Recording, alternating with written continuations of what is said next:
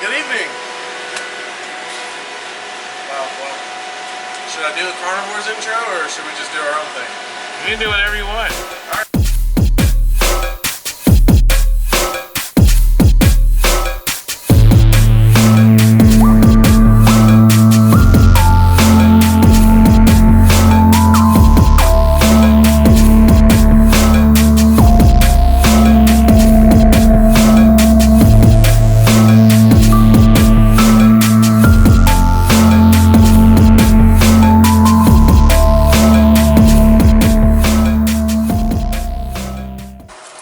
What's going on, everybody? Welcome back to the Carnivores YouTube channel. I am Justin, and today we're playing with technology. Ooh. The goal for this evening is to scan with the 3D scanner. What is this? Artec 3D, something Leo. fancy, a lot of money. I can't afford it. It's not mine. So I'm going to be very careful because this is Brent's, and he's been kind enough to help me out with this fun little project.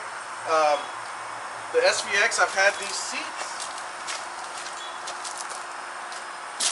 I've had these seats sitting around for about 2 years now for the SVX, and I think they'll fit perfectly. They're Brahms, they're nice and big boy friendly, they're comfortable, so I'm looking forward to it.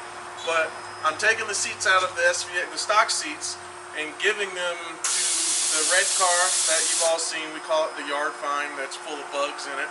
I'm giving that car away to a friend of mine, and he's hopefully going to restore it. Even though it doesn't have a motor or anything, he's going to take on that project for himself and make it his own. So I'm going to upgrade. I'm going to give away my seats and give away my old car, my other car. So the goal, 3D scan, and we're going to use all high technology to make something pretty simple that could be easily fabricated with scrap metal. But we're going to show you guys how to do it in a more fun, technical way. Stay tuned. Like, pull it down. Hit the trigger one more time. Bam. Now it's scanning. So move slow to kind of paint the area, but the more you hold in one area, the more triangles you get. So like, be sure to like angle it and everything, like rotate it around, get all your, see, red's too close, and get all your holes, and make sure you kind of position everything at it. And this one doesn't strobe like the old scanner did. That's cool. And anything that's red is too close. Too close. Okay. And we can set distances and stuff. I kind of preset it for you. So like, be sure to rock it forward into the footwell and look back at the front of those holes. So like back the other way. Like shine at these front holes straight on. Because the more detail we have around the holes, the better we can match those holes whenever in the software. So like, you know, come this way, like stick it down in the footwell looking back at the seat. See, watch the screen, you can see the areas you're kind of missing. Yeah, that's what I was trying to. I saw it was a shadow. I'm too close though. Yeah.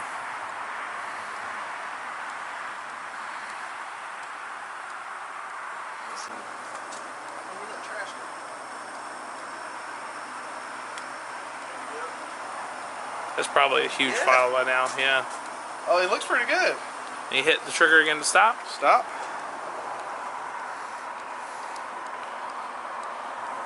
So we're at the back side. That's your floor. Look at that. Let's see how well we got these holes.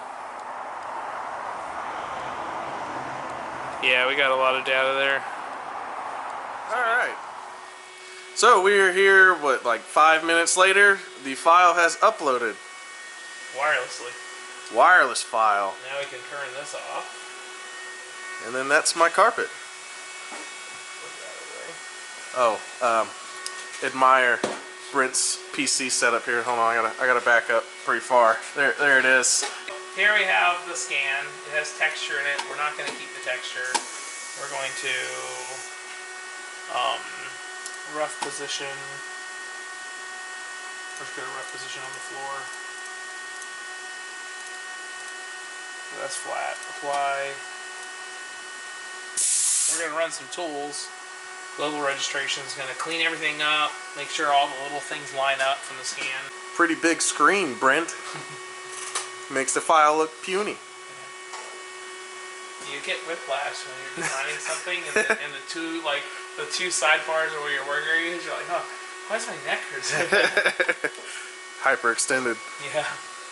Alright, we got outlier removal. It's going to get rid of any little specks or flecks or anything that's in the way. Any little floating things. There's probably not the view you wanted of your carpet. Hey, look at the dog hair. Picked up the dog hair. It picked up the dog hair.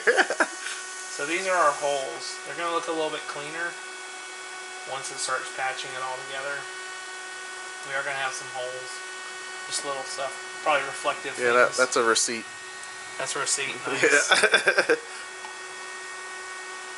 Well, it's saved for posterity now. Prosperity. So, this is taking a minute. Pretty You know. So what we're doing right now, we went ahead and brought it into the software. We're using Fusion 360 for this. It's cloud-based. It's a great software. You can get it on a student version or beginner's version and learn to use it for free. I've been using it since 2013, and what I'm doing right now is I'm matching the pitch angles. A lot of people take scans and they make them into full objects that they can interact with. That's just too slow. You know, I can play with this a little bit. Like, maybe I'll drop this in there. 2.6.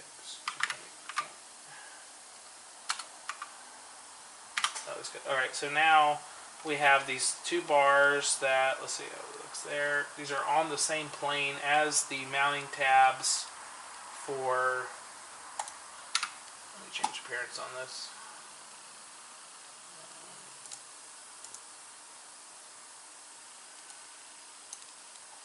There we go. Let me see. Does that view it better? Or you want color? Color would be better. Blue? Blue's fine. Okay. So now we kind of have. Not do red. The red. Too dark. There we go. I could just make the background different color. That works. All right. So red works. All right. So what we're gonna do now we kind of have these blocks figured out. This is why scan is not everything. We still want to. We'll do a 3-point circle where we very clearly can tell the hole is. Okay. And now we're going to want to go over to the vehicle and measure our actual holes and measure our spacing between the holes and double check against our scan. So now we're going to scan the bottom of the seat so that we can match it, make sure everything's going to fit, and then adapt to the custom rail that Brent has designed. English. Oh, lost my point. Oh no. There you go. It picks it right back up. This one's intelligent. Cool. So yeah, anyway, as I was saying, Brent's already got the rail design. We're going to cover that here in a second. He's currently scanning the bottom of the seat and the rest of the seat as well, so that he can perfectly mock it up in CAD, so that we know everything should line up and we're doing everything to the passenger side seat first, because we set the driver's seat where Justin likes to sit and drive. So this way, when we build the seat mounts in the passenger, we're making it match the driver's, which we've got a little bit of in the scan. So I know how high I want it. I know where I want the back to be, because you're not designing to fit this side. You're designing to fit the side you sit on. So this way, we're building to fit driver position. Everything else needs to be built to fit driver position. Roll cages need to fit driver position, because the tighter you can make it to a driver, the safer it is. Seats need to be built to driver position. Everything's about where this back and this line up. This can move a little bit, and this can move a little bit up and down, but it's mainly the point of your hip, called the H point, that we're trying to get right so the car still feels the same and is comfortable for him to drive. cool. Alright, what we have right here is we brought the scan in. We made some blocks that we tipped and angled to meet the mounting surfaces. We lined them up so that way they would be on plane. We could use a sheet metal tool for all the bracketry and stuff, but with the seat we don't know where we're going, so we're just starting with some rough shapes, and then we'll tie it all together once we know where the seat's actually going to go. The end goal is putting the seat in the correct location. So this is more of a placeholder to pick up the bolt holes. We drew off of those, and we did the tabs. Now, the tabs we thought were the same length of the height of the holes from there, and you'll actually see right here that this tab actually is higher up when centered on that hole. And that little 2/10 of an inch would have been a twisting in the seat that you wouldn't have even probably felt, but you would have wondered why your slides didn't slide as smoothly. And that's where the scan kind of really picks up something.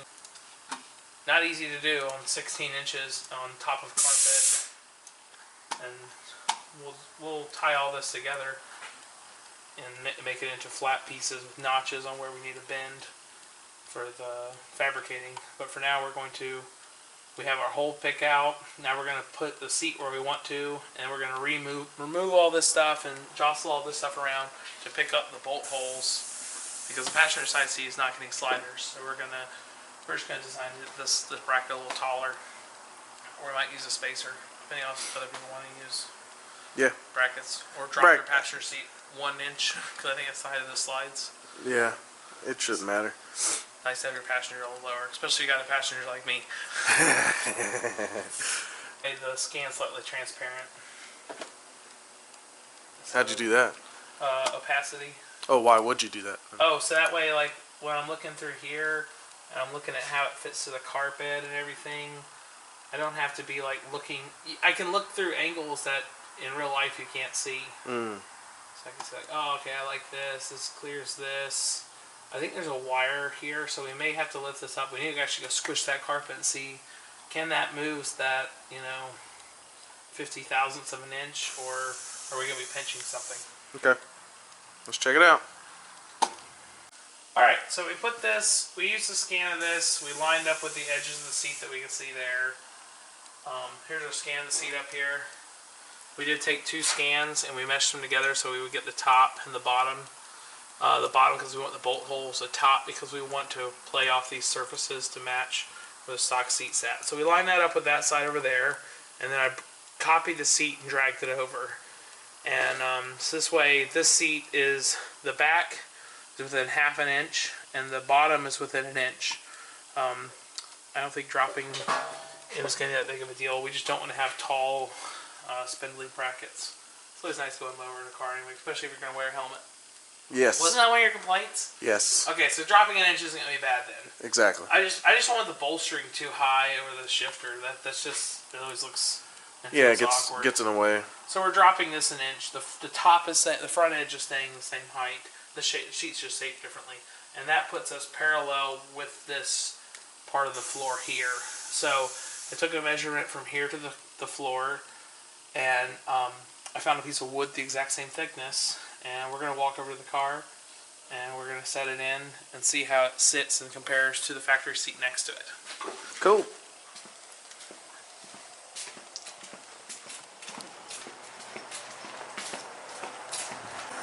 So what we're looking at here is Justin has the seat on the board. Unfortunately, it only lines up with the one side of the floor because the floor is shaped, but you can see the piece of wood. You see right there. Alright, so that's the thickness that we found. It was spot on. So here, hold the seat level again. And here, turn it straight. There you go. The bolsterings should line up. Front edge of the shifter, that's perfect. Okay. And if you compare the two seats, the bottom is very close and the back is very close. I think we did adjust the recline of the seat a little bit, so it's a little more reclined in this than it is in the scan. But go ahead and sit in it, Justin. Check your armrest height. Look, dude, you have so much more headroom than you used to. Look at that. Pat your head. Oh, wow. Yeah. So, maybe, oh yeah, well, yeah, once you hold yourself level, you lose some of that headroom. We could drop it we could easily drop it, 0.8, 0.9 of an inch and still not have problems with the slider. We can drop that side 1.8 inches. Yeah. This side, I mean, however much we drop, it doesn't really matter. We just want them to look identical. That's true. That's gonna be nice. Let's go cut some metal. All right. We'll have it zoom in. Alrighty, Brent. It's fun when you have a whole car on here. You can make it crash. Oh. Okay. So here's our bracket. We're gonna have it from 3 pieces, TIG welded together. These will be bent. These will bend. I'll figure out the bend radius here in a minute, so we're on point. But this here is how it's going to fit. There's how the seat's going to fit. We're going to have a little console room because these seats are a little narrower. But, you know, having a little more room between you and your buddy while you're driving hard isn't a bad thing. No, not at all. Knocking heads. This will allow us to have plenty of room for the seat belt and everything. This puts the seat in the middle and keeps it straight to the vehicle. Cool. The seat's wider in the front than it is at the back, so and then this has all the tilt mechanism and such. Maybe cut some steel on.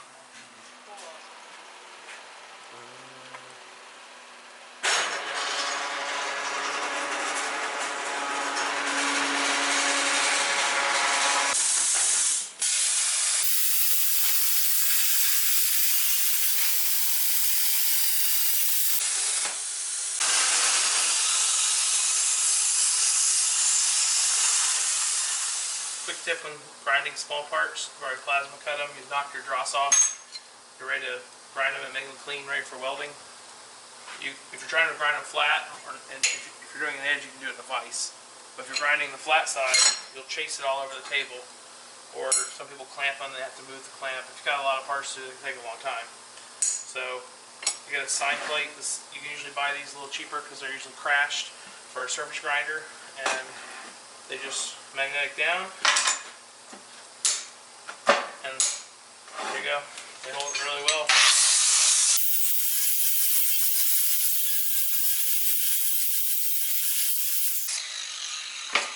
So I was able to put a good amount of pressure with that, and still take them off easy when I want to. Acts as a nice heat sink too.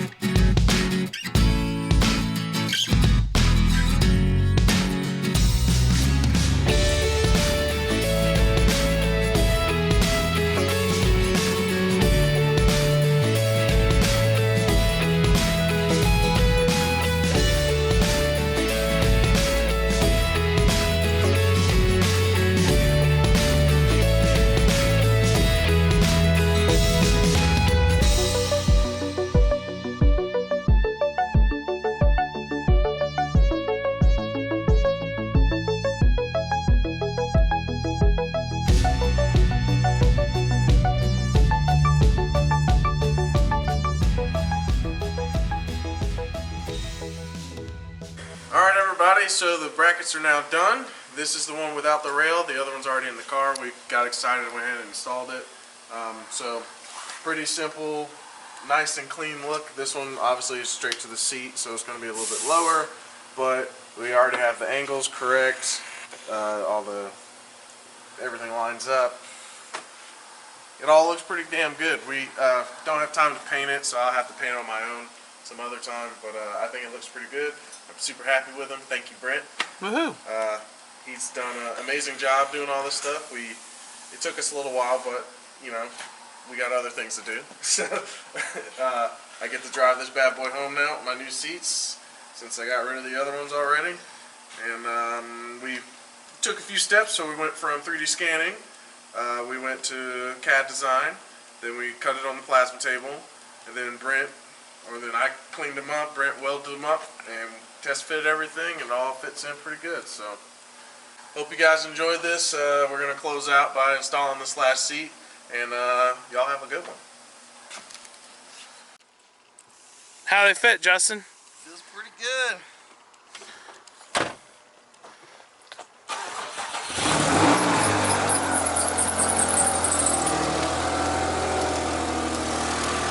The weird roll down window.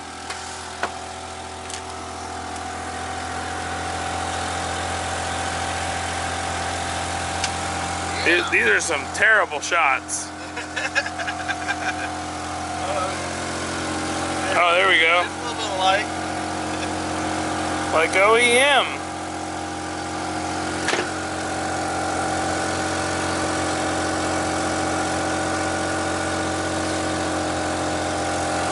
Yeah, so I can get in the back too. Yeah, factory location.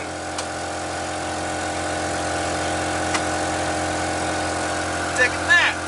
Yeah. Not too bad looking. Alright, close this out. We already did. Okay. Bye.